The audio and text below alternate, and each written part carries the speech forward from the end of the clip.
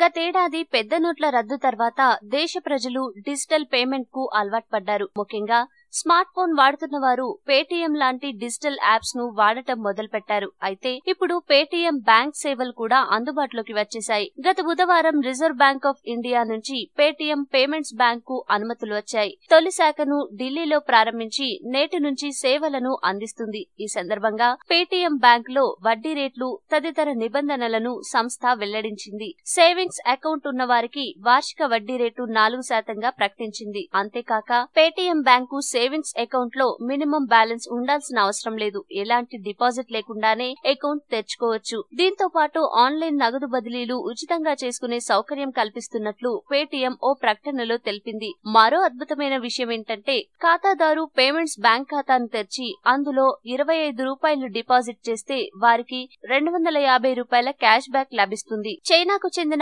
Ali Baba, Japan కు చెందిన soft bank సహకారంతో 400 కోట్ల పెట్టుబడులతో పేటీఎం తన బ్యాంక్ కార్యకలాపాలను తీసుకొస్తోంది. ప్రపంచంలోనే ఓ కొత్త బ్యాంకింగ్ సేవలకు ఆర్బీఐ అనుమతి ఇవ్వడం ఆనందంగా ఉంది. నా బ్యాంక్ డిపాజిట్లు సురక్షితంగా ఉంటాయని హామీ ఇస్తున్నాం అని Paytm payments bank chairman Vijay Shekhar Sharma ఓ ప్రకటనలో తెలిపారు. తొలి ఏడాదిలో 31 బ్రాంచీలను స్థాపించాలని పేటీఎం ప్రయత్నిస్తోంది. 2020 నాటికి 500 మిలియన్ల కస్టమర్లను చేర్చుకోవాలని లక్ష్యంగా పెట్టుకున్నట్లు శేఖర్ శర్మ చెప్పారు.